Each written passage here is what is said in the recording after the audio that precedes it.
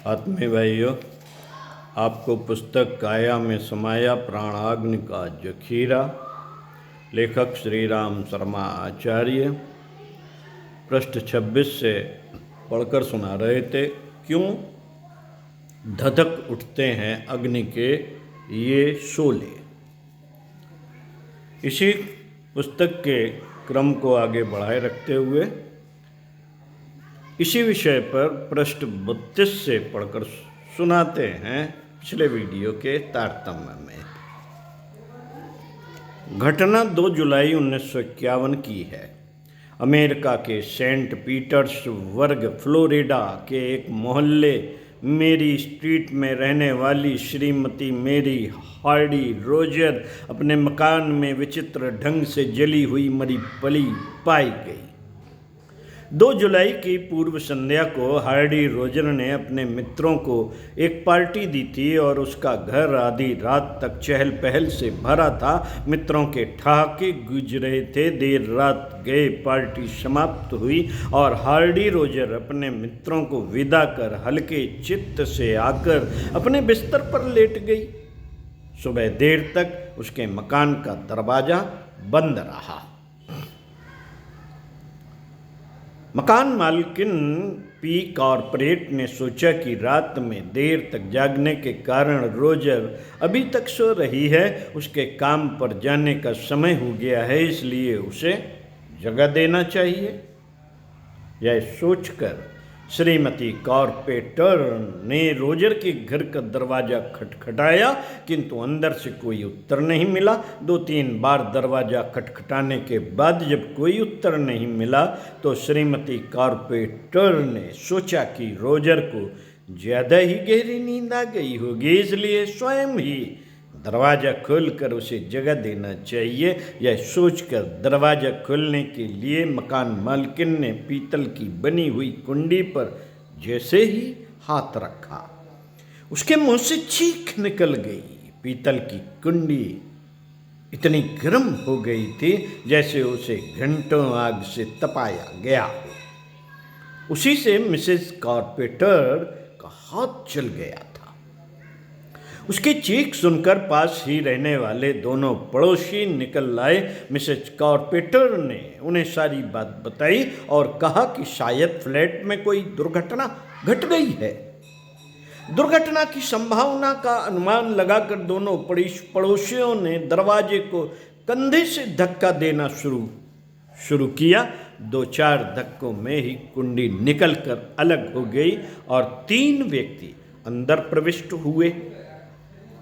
Flat के भीतर कमरों की दोनों खिड़कियां खुली हुई थीं और कमरे की छत तथा दीवारें कॉलिक से इस तरह पुती हुई थीं जैसे किसी ने वहां आग लगाई हो। कमरे का तापक्रम भी असाधारण रूप से गर्म था और वहां रखा हुआ आदमकद शीशा इतनी अधिक आंच के कारण टूटकर पिघल गया था एवं बुरी तरह टुकड़े टुकड़े हो गया था। किंतु आश्चर्य की बात यह थी कि कमरे में धुएं या जलने की गंध का कोई नामो निशान तक न था। उन लोगों ने मेरी हार्डी को आवाज दी, पर कोई उत्तर नहीं मिला। मेरी हार्डी वहां हो तो उत्तर दे। मेरी हार्डी वहां हो तो उत्तर भी दें। उसके अवशेष तो राख की एक ढेरी के रूप में कमरे की ही एक खिड़की के पास पड़े थे। मिसेज कॉर्पोरेटर और दोनों पड़ोसियों ने उन अवशेषों को देखा तो दंग रह गए और तत्काल इस घटना की सूचना पुलिस को दी। पुलिस आई, उसने जांच की, परंतु रहस्य सुलझने का कोई सूत्र हाथ में नहीं आ रहा था। पहले तो जांच अधिकारी इस निष्कर्ष पर पहुंचे कि मामला असाधारण रूप से की गई आत्महत्या का है, परंतु शीघ्र ही उन्हें अपना विचार बदलना पड़ा, क्योंकि आत्महत्या के लिए अपने शरीर को किसी भी प्रकार आग लगाई जाए, किंतु वह उस ढंग से राख में परिवर्तित नहीं हो सकता जिस प्रकार मिसेज हार्डी का शरीर राख में परिणत हो गया था। आग लगने के बाद आखिर कोई भी व्यक्ति छटपटाता तो है ही, और उस छटपटाहट के कारण मरणांतक स्थिति में पहुंचने तक भी आग निश्चित रूप से बुझ सकती है। फिर मानवीय काया एवं उस पर भी अस्थियों के भस्मीभूत करने के लिए जितना ऊंचा भट्टी के स्तर का तापमान चाहिए, इतना तापमान आग के किसी प्रचंड भयंकर स्रोत से ही उत्पन्न हो सकता था।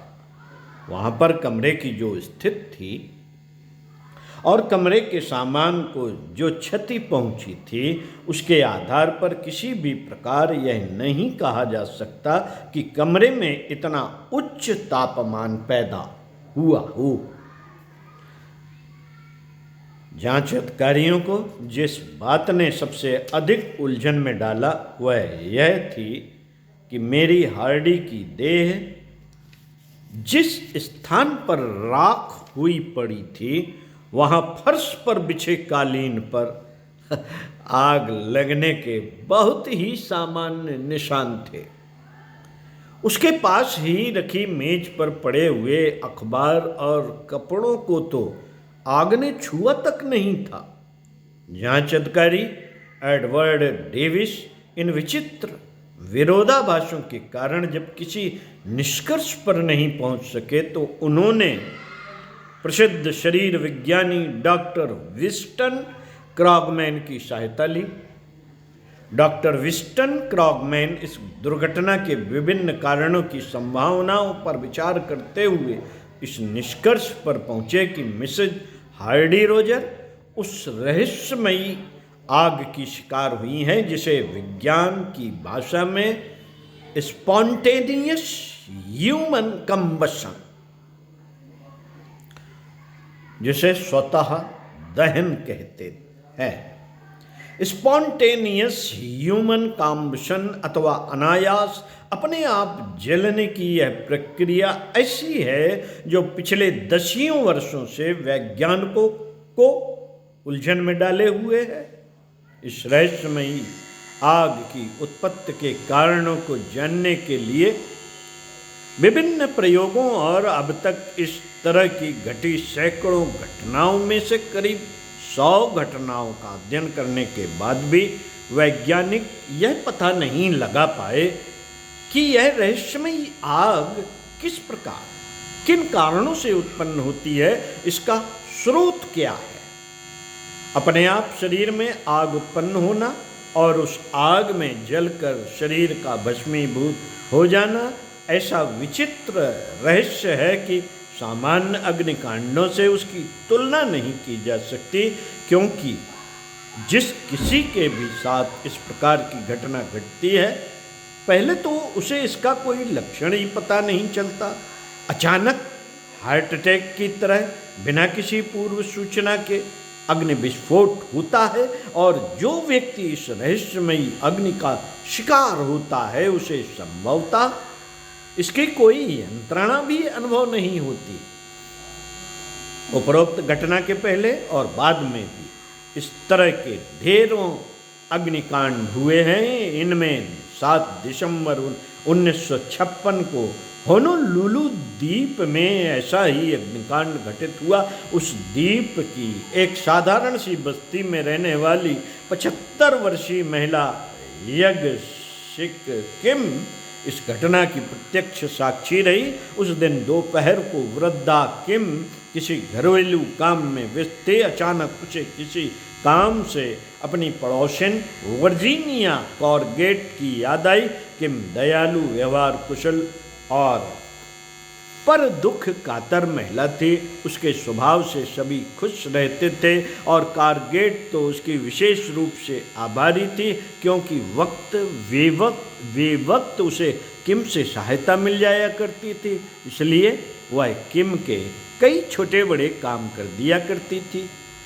किम को किसी काम के सिलसिले में कॉर्गेट की याद आई तो उसके घर पहुंची। वहां पहुंचकर उसने जो कुछ देखा उससे किम की भय के मारे चीख निकल गई। किम ने देखा कि कि कॉगेट का शरीर नीली लपटें छोड़ता हुआ जल रहा है। उसकी चीख सुनकर आसपास रहने वाले लोग दौड़े आए। उन्होंने भी वह दृश्य देखा। वे कॉगेट को बचाने का कोई उपाय करने की बात सोच ही रहे थे कि देखते ही देखते उसका शरीर मुट्ठी भर राख में बदल गया। आश्चर्य की बात यह थी कि कॉगेट न तो अचेत हुई थी और न ही चीखी चिल्लाई ही थी। सैन फ्रांसिस्को के लागूना होम में भी 31 जनवरी 1956 को ऐसी ही घटना घटी, जिसका प्रत्यक्षदर्शी वहाँ का एक चपरासी था। लागूना होम में बूढ़े व्यक्तियों की देखभाल की जाती थी। सरकार की ओर से चलाया जाने वाला वह एक ऐसा संस्थान है जहाँ वृद्ध व्यक्ति ही रहते थे। उस घटना का प्रत्यक्षदर्शी चपरासी सिल्वेस्टर एलिस 31 जनवरी की शाम को 4 बजे के लगभग जैक लार्बर को दूध का गिलास देने गया था, जो वृद्ध व्यक्तियों को होम की ओर से वितरित किया जाता था।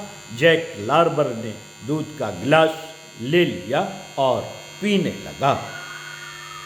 इसके बाद एलिस रसोई में चला आया।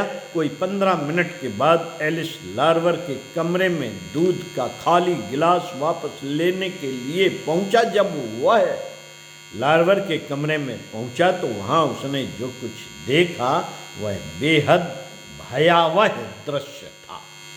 उसने देखा कि जैक लार्बर नीले रंग की लपटों में बुरी तरह जल रहा था। यह दृश्य देखकर उसने एक कंबल लार्बर के शरीर पर लपेट देना चाहा, परंतु जैसे ही कमरे के कोने में रखा कंबल लेकर उसके पास दौड़ता हुआ सज जाने लगा, एलिस को कुछ फीट की दूरी पर आग की तेज असह्य आंच अनुभव हुई। उसे लगा कि वह भी उस आंच में झुलसने लगा है। अपने को बचाते हुए एलिस ने कंबल लार्बर पर फेंका और दौड़कर कमरे के बाहर आया तथा मदद के लिए चीखने पुकारने लगा। लोग मदद के लिए दौड़े दौड़े आए। इससे मुश्किल से 5-7 मिनट लगे होंगे। सहायता के लिए आए संस्था के कर्मचारी तथा अन्य व्यक्ति लार्बर के कमरे में पहुंचे तो उन्होंने देखा वहां राख का एक ढेर मात्र पड़ा है और कमरे के भीतर झुलसा देने वाली गर्मी व्याप रही है। मित्रों, आश्चर्य की बात तो यह थी कि एलिस ने जो कंबल लार्बर के ऊपर फेंका था उस पर कहीं कहीं ही आग ने अपना प्रभाव दिखाया था। कमरे की सभी वस्तुएं यथावत सुरक्षित थीं। वहां न तो किसी प्रकार का धुआं फैला और न ही कोई चीज जलने की गंध आ रही थी। इस घटना की रिपोर्ट पुलिस में की गई। जांच अधिकारियों ने पहले तो उसे आत्महत्या का असाधारण प्रयास माना, परंतु इस विचार की कहीं से कोई पुष्टि नहीं होती थी। कमरे में ऐसी कोई वस्तु नहीं पाई गई जो ज्वलनशील हो। फिर यदि लार्बर ने आत्मदाह किया ही था तो उस आग से आसपास की वस्तुएं कैसे अप्रभावित रह गईं? प्रश्न। यहां तक कि उसके ऊपर जो कंबल फेंका गया था वही बिना जले कैसे बच गया था? प्रश्न। अंत में जांच अधिकारियों को अपना निष्कर्ष बदलना पड़ा और इस केस को फाइल कर दिया गया। इस तरह की जितनी भी घटनाएं अब तक प्रकाश में आई हैं और जिनका विश्लेषण किया गया है उनमें यह तथ्य आश्चर्यजनक रूप से सामने आया कि यह आग केवल शरीर को ही जलाती है, धातुओं पर इसका कोई विशेष प्रभाव नहीं पड़ता। अलबत्ता वह उन पर कुछ निशान जरूर छोड़ जाती है। 13 जनवरी 1943 को 52 वर्षीय एलन एम स्मॉल का जला हुआ शरीर डियर स्ले मेन स्थित उनके मकान से बरामद किया गया।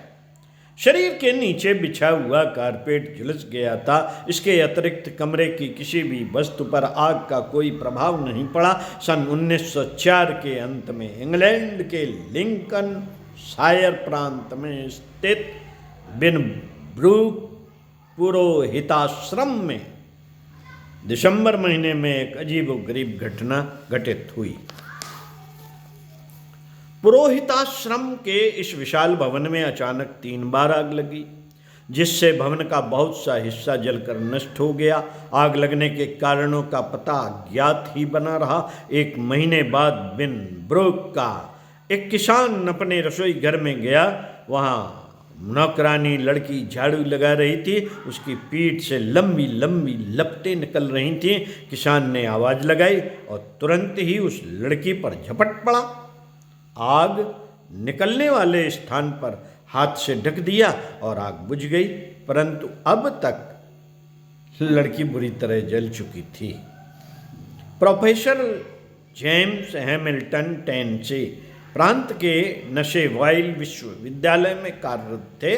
5 जनवरी 1835 को विश्वविद्यालय से वापस घर आए तो 3/4 मील की दूरी पर घर था।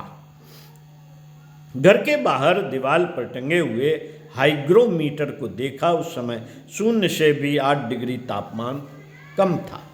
अचानक हैमिल्टन को बाएं जंघे पर बिच्छू के डंक मारने जैसी वेदना महसूस हुई। उस स्थान पर गर्मी भी अत्यधिक लग रही थी। नज़र पड़ते ही उन्होंने देखा कि उस स्थान से कई इंच लंबी चमकीली लपटें निकल रही थीं। हैमिल्टन को उपाय सूझा और उस स्थान को हाथ से ढककर ऑक्सीजन की सप्लाई को रोक दिया। थोड़ी देर बाद ज्वाला शांत हो गई। घर जाकर कपड़े उतारे और घाव का निरीक्षण किया। 3/4 चौड़ा और 3 इंच गहरा घाव था। घाव वाले स्थान पर पेंट के जल जाने से उसमें एक छोटा सा छिद्र हो गया था। घाव की मरहम पट्टी टेनेसी के प्रख्यात डॉक्टर जॉन ओवरटन एमडी की देखरेख में संपन्न हुई। इस छिद्र को भरने में 32 दिन लगे। तो साथियों, ये पता नहीं चला कि आग क्यों धधक उठती है और ये अग्नि के शोले कहाँ से आ जाते हैं और शरीर के अलावा अन्य किसी चीज को छूते ही नहीं। इसको अग्नि का प्रकटीकरण भी कह सकते हैं, कहा जा सकता है। साथियों, इसी पुस्तक के अगले पैरा को पढ़कर सुनाएंगे अगले वीडियो में। सुनते रहिए कुछ अच्छा और पढ़ते रहिए कुछ अच्छा।